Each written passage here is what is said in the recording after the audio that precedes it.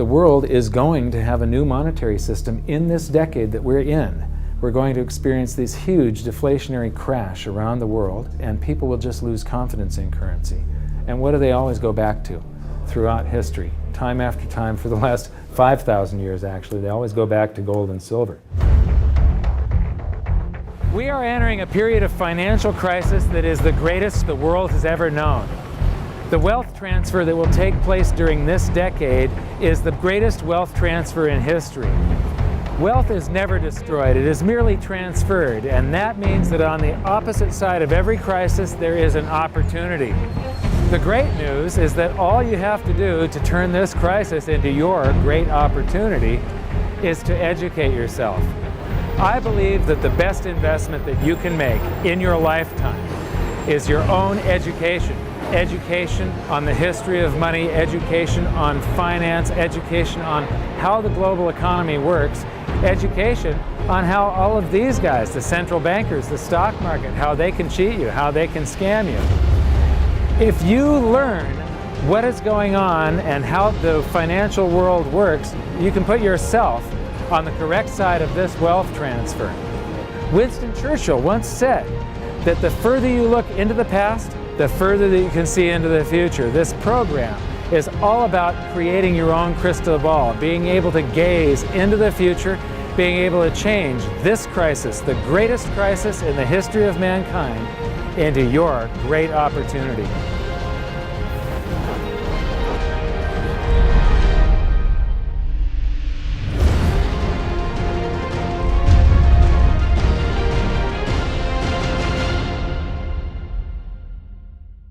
So it all started back in 1999 when my sister and I hired a financial planner to help my mother with her assets, and we gave him control of the family's assets. And in the next year and a half, he lost 50% of what she had. You know, he would come to us every 6 months. We'd have a meeting, and he'd have this smile on his face, just ear-to-ear smile, going, "We did really well. The S&P lost 24%, and you only lost 18." And so I fired him and I moved all of her assets to cash, and I dove into studying the financial markets, which led me into studying the economy. And when you start reading about the global economy, the people that are concerned with trade deficits and budget deficits, it's the hard money advocates, the gold community. And once I started reading them, they also write about monetary history, and then I really fell in love. Because monetary history just repeats and repeats over and over again, echoing all the way back to the beginnings of civilization.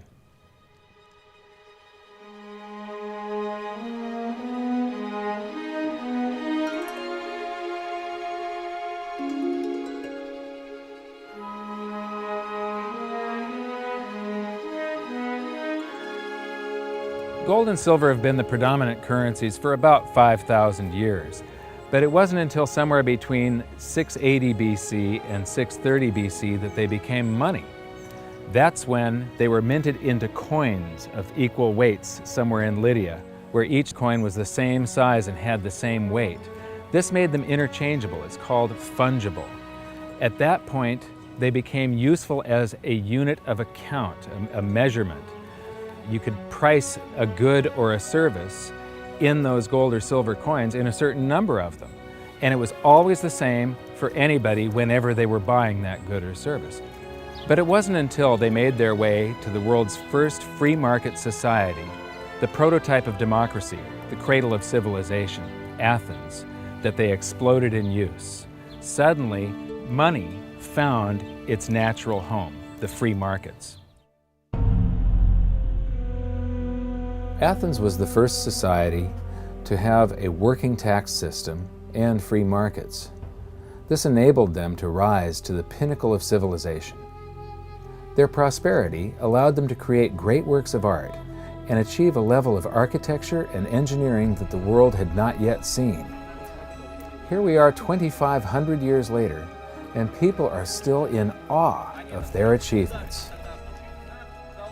It was truly a fantastic period in human history, and the Athens star shone brightly for many years. So this begs the question, what went wrong?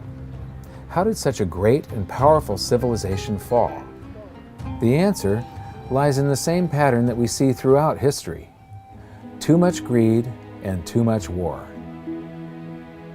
It was when the Athenians got involved in the Peloponnesian Wars, a war with Sparta, that their monetary problems began. First, they lost access to their gold and silver mines. They were also paying armies that were on foot, and they were miles and miles away from Athens. So as they pay their armies to buy goods and services from the local populations, a deflation occurs in Athens because they're sending all of their coinage out of the city. Then they started debasing their coinage to pay for the war. If you take in 1,000 coins in taxes, and then you melt those down, those gold coins, and you mix 50% copper into your gold, now you can mint 2,000 coins. So if you take in only 1,000 coins, but you spend 2,000 coins, what is that called? That is deficit spending. Athens began to do that during this war with Sparta. They also had these great public works, which were very expensive, and they finished the Temple of Athena Nike during the truce in the middle. There was a 6-year truce in the middle of this 27-year war. So they didn't stop their great public works and allow their market economy to heal from the expense of this war. As they debased their coinage, people would take the new debased coins at face value at first, until there were a whole bunch of those. And there's something called Gresham's Law, where people tend to save to keep the thing that's rare, and they spend the thing that's common into circulation first.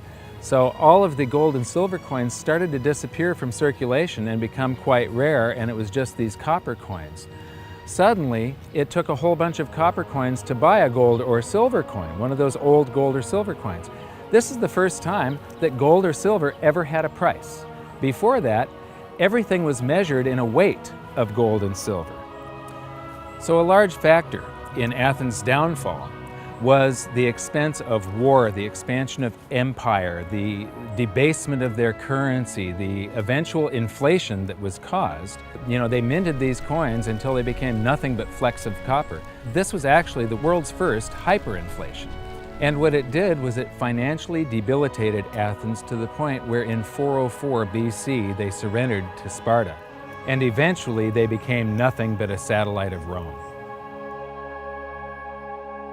The thing that amazes me is how history just keeps on repeating and repeating and repeating, and we never learn from all of our stupid mistakes. We just repeat the same stupid mistakes over and over and over again. Today we are doing the same thing that the Athenians did that caused the loss of their great culture. We're doing the same currency debasement. We're doing the same deficit spending, and it's for the same reasons. It's for war and it's for great public works. The interesting thing about the Peloponnesian War was how it started. I would say one of the interesting parallels is that it started really with Athens at its height and with a level of hubris that set them down the road towards ruin. Perhaps they felt that they were, Superior, couldn't make a mistake. Exactly. They knew better. Exactly. And they ended up destroying their society as a result. It's a road that we're going down today, right? I think absolutely. Yeah. There was a play written shortly after the Peloponnesian Wars about the worthlessness of the copper flecks that were their coinage at the time. So we go from gold and silver, very high value money, to a currency that has a face value. And it's the first example that I can find in history where a war and great public works were being funded through deficit spending. What you've just seen is the first recorded example of one of the most predictable hidden secrets of money, the 7 stages of empire. It's a long-term cycle that echoes throughout history right to this very day and is basically a societal pendulum that swings from quality money to quantity currency and back again to quality money. It always plays out in 7 stages. It always ends with gold delivering a knockout blow to debased currencies. And it goes like this. Stage 1. A country starts out with good money, which is either gold or silver, or it's backed by gold or silver. Stage 2. As it develops economically and socially, it begins to take on more and more economic burdens, adding layer upon layer of public works. Stage 3. As its economic affluence grows, so does its political influence, and it increases expenditures to fund a massive military. Stage 4. Eventually, it puts its military to use, and expenditures explode. Stage 5. To fund the war, it steals the wealth of its people by debasing their coinage with base metals, or by replacing their money with currency that can be created in unlimited quantities. Stage 6.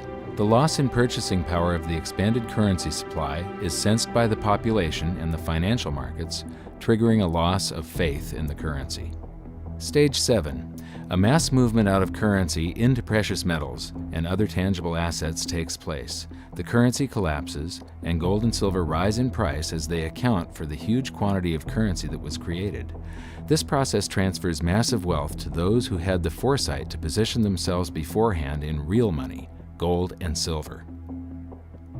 You know, our monetary system basically steals from the poor and middle class and transfers the wealth to the banks.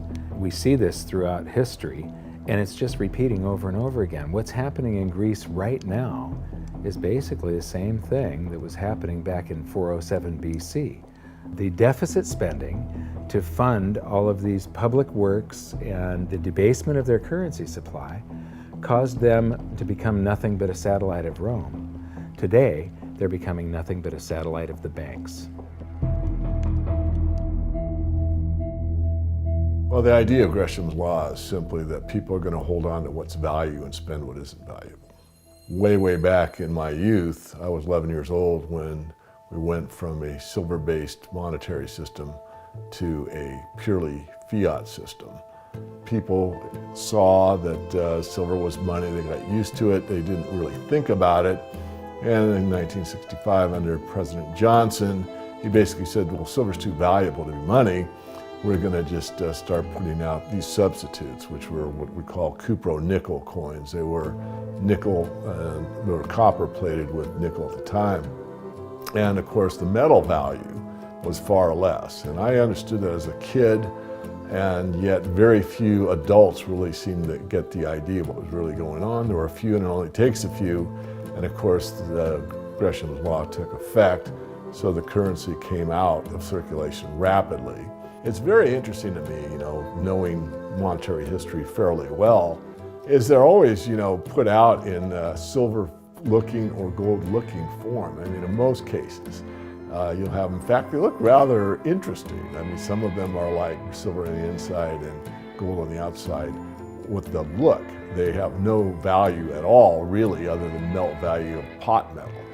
To me, it's sort of at a subconscious level. Why are they making them gold-colored? Why are they making them silver-colored? I think there's an inherent knowledge in the human species that knows that gold and silver have value. So if they look in their pocket and they see something gold-colored or silver-colored, it gives them kind of a warm, fuzzy feeling. And it's like, oh yeah, but there's no value in these coins, really.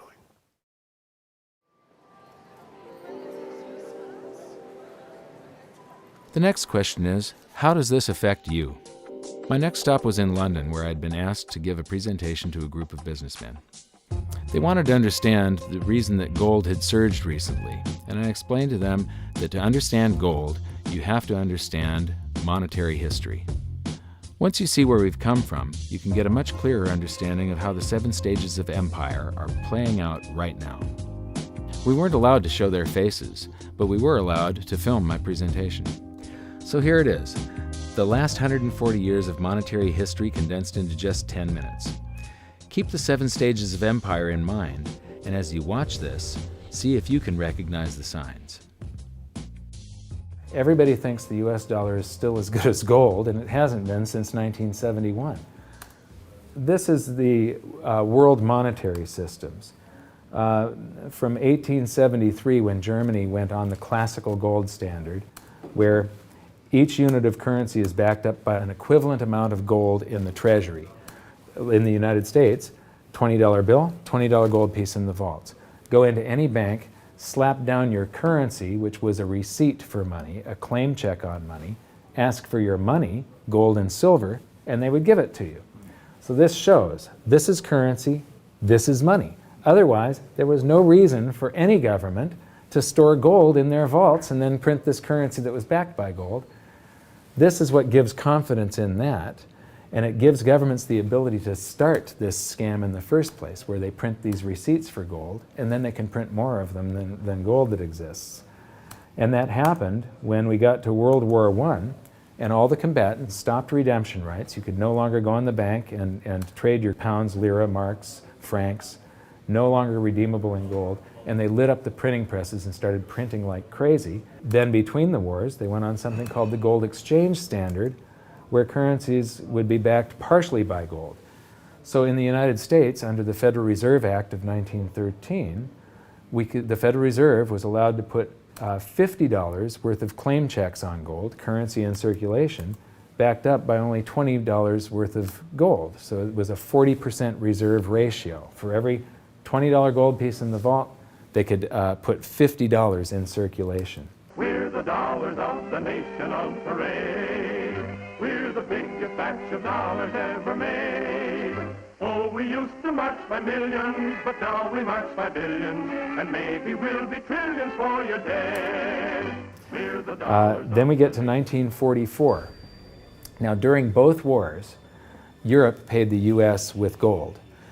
During World War I, the U.S. didn't get into the war until the very end of it. We didn't really have troops on the ground here in any quantity until the last 6 months of the war. So for the first 4 years or so, we're selling you you take all of your young men off of the farms and turn them into soldiers. You take your factories that make toasters and they start making machine guns. Your factories that made cars are now building tanks. And so you turn your economy toward war, and all of your consumer goods and your grains had to be imported from the United States, and you paid us with gold. Then in World War II, Hitler starts saber rattling in 1936, annexes Austria in 38, invades Poland in 39. Pearl Harbor wasn't until the end of 1941. We didn't have troops on the ground until, I believe, August of 42. So again, there's like 6 years where you're paying us with your gold and we're selling you stuff. This is where Americans have this myth that war is good for the economy. War is good for the economy if you're not in it and you're selling them the tools of the trade. Yes, America's national income gets bigger and bigger. In 1943, it was $142 billion. That was double the 1939 figure, triple the figure for 1933. But by the end of World War II, the U.S. had 2/3 of all the world's monetary gold, the central bank gold, and the rest of the world had to share the other third, and Europe had none. So the world monetary system was no longer going to work. It would collapse. But we had made all these loans of dollars to Europe, so Europe was flooded with dollars. And so representatives from around the world met at Bretton Woods, New Hampshire in 1944. They came up with a new world monetary system called the Bretton Woods system, where every currency on the planet, with the exception of just a few, they would be backed by the US dollar, and the US dollar would then be backed by gold at $35 per ounce. This gave confidence to all currencies. So this gave the world stability, and it pegged all the world's currencies to each other through the dollar to gold. So there was no such thing as the Forex. Currencies didn't float. The exchange rates were fixed year after year, and this helped to make world trade boom. Then the dollar standard starts because we kept on printing dollars. Under the Bretton Woods system, there was no reserve ratio established where the US actually had to have a certain amount of gold for how many dollars we created. So we had done a bunch of deficit spending for Korea, for Vietnam, for Johnson's Great Society, and expanded the currency supply, the amount of paper dollars in circulation, and exported them all over the world. And then in the 60s, Charles de Gaulle, president of France, realizes that we don't have the gold to back up the dollars. Le fait que beaucoup d'États acceptent par principe des dollars au même titre que de l'or entraîne les Américains à s'endetter et à s'endetter gratuitement vis-à-vis de l'étranger, car ce qu'ils lui doivent, ils le lui payent avec des dollars qu'il ne tient qu'à eux d'émettre. Nous estimons nécessaire que les échanges internationaux soient établis comme c'était le cas avant les grands malheurs du monde, sur une base monétaire indiscutable et qui ne porte la marque d'aucun pays en particulier. Quelle base? En vérité, on ne voit pas qu'il puisse y avoir réellement de critères, d'étalons autres que l'or. And he starts asking, France asks for their gold and trades in the dollars. And at that point, other countries saw this and start jumping on board. And the US lost 50% of its gold from 1959 to 1971. But we still had, in 71, about 12 times more dollars that we had created than there was gold. And this run on the bank, basically, the US now being the bank, this is a giant worldwide bank run, because the US, for the second time, had committed a fraud and created more receipts for gold than there was gold. It's that simple. And then finally, the markets sort of sensed this. And Nixon was forced to take us off the gold standard, because if he had paid out gold until it got to zero, once we couldn't pay on some of those dollars, the entire worldwide monetary system would have collapsed. I have directed Secretary Connally to suspend temporarily the convertibility of the dollar into gold or other reserve assets, except in amounts and conditions determined to be in the interest of monetary stability and in the best interest of the United States. In full cooperation with the International Monetary Fund and those who trade with us, we will press for the necessary reforms to set up an urgently needed new international monetary system. And on August 15th, 1971, all the world's currencies became fiat currency. I don't know why the rest of the world didn't rush out and hang him, but they didn't. They just all went along with this. To our friends abroad, I give this assurance. The United States has always been and will continue to be a forward-looking and trustworthy trading partner. There have been thousands upon thousands upon thousands of fiat currencies throughout history, and there isn't one that survived. It is a 100% failure rate. And we started this experiment where all the world's currencies would be fiat currencies simultaneously in 1971. But what we have here, 30 to 40 years, different monetary system, 30 years, 28 years, 39 years plus, what's next? The world is going to have a new monetary system in this decade that we're in. We're going to experience this huge deflationary crash around the world. The world will probably end up on some sort of new monetary system, probably after governments try and print their way out of this and cause hyperinflations of all the currencies, and people will just lose confidence in currency. And what do they always go back to throughout history? Time after time, for the last 5,000 years actually, they always go back to gold and silver. In a world of floating currencies, and that's what all national currencies are today, they bob up and down relative to each other, but they're all sinking relative to gold. That includes the dollar as well as the euro and the British pound and all the others. They're going to continue to lose value, continue to lose purchasing power. Personally, I don't think there's any way of avoiding what is coming. There's no way to fix it right now. There's only a way to either let it wipe you out or to benefit from it. And I want to make sure that it's not just a few of the big investors in the world that are ending up with all the cookies. I want to make sure that there's as many small investors as possible that are benefiting from it, because that's what makes society run. Middle class, small investor.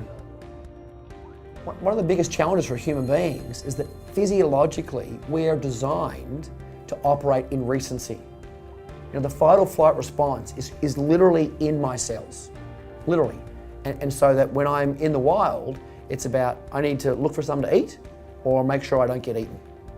And how that translates into the modern world is that we think only about what's happening immediately in front of us. And so we think a long time is last week. In the world of YouTube and Facebook and instant messaging, we think 3 seconds is a long time. Like, did you get the post already? I already posted it. And the reality is that if you look at history, and I don't mean a week, I don't mean a month, I mean decades, I mean 100 years, I mean a couple of 100 years, I mean more than a couple 100 years, you can start to see some patterns. You can see some things that are going on because history repeats itself. There are some trends and there are some movements that you can learn from.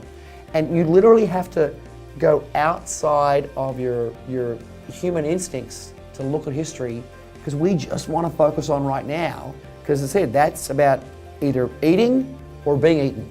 So we've got to go beyond that, and that means not just focusing on the here and now, but learning some real powerful stuff from what's happened, because there just might be some indicators there as what's going to happen in the future. Now, the 7 stages of empire, just as a reminder, started with sound money, and then a country adds layers of public works and social programs, and then develops a massive military, and then puts that military to use, and to pay for the war, it debases its currency supply, which causes a loss of faith in the currency, which then leads to a currency crisis, and gold does an accounting of the expansion of that fiat currency supply that happened over all those years of the first 5 stages. We are in the 6th and beginning the 7th stage. Gold started the accounting in the year 2001. It was $250 then, but we're still in the very early stages of this.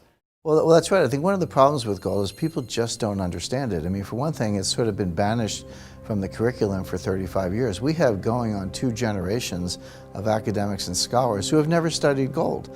Unless you're a specialist in economic history, you can go back and look at it. Now, when I was in university and even when I was in graduate school in economics, we were still on the gold standard in some form. It was fairly attenuated, but when you studied the IMF and you looked at how they present the finances of a country and the breakdown of the reserves and the capital accounts, gold was a line item in the capital account, and you had to understand how it, what role it played and how it could equilibrate in terms of balance of trade. Well, that's gone. The IMF, Nixon went off the gold standard in 1971, and bright young economic students just don't understand gold. They think it's a joke, or they think it's maybe a commodity trade or a momentum trade. They don't understand that it really is money par excellence.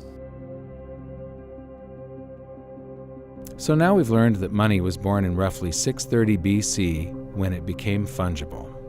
It was free markets and sound money that led to Athens' great prosperity. But debasement of their money for deficit spending on war and public works played a large role in their demise. Over the past 140 years, we've debased our own currencies to the point where 2 generations of scholars don't even understand gold. We learned about Gresham's law and that bad money drives out good. In recent history, there has been a new monetary system roughly every 40 years. And we've learned that we are in the 6th stage of the 7 stages of empire. So that's it for this episode. Join us next time when we learn more about the chaotic state of the US dollar standard and how it's going to affect you no matter where you live on the planet. When I wrote my book, I said that we're coming into an era that is going to be the greatest wealth transfer in the history of mankind. Therefore, it's the greatest opportunity in the history of mankind. I've made it my mission to help as many people as possible get through this crisis and to come out on the best side of the wealth transfer. I've just finished filming an exclusive presentation titled How the 7th Stage Will Unfold, where I detail what I'm doing personally to prepare for a range of scenarios.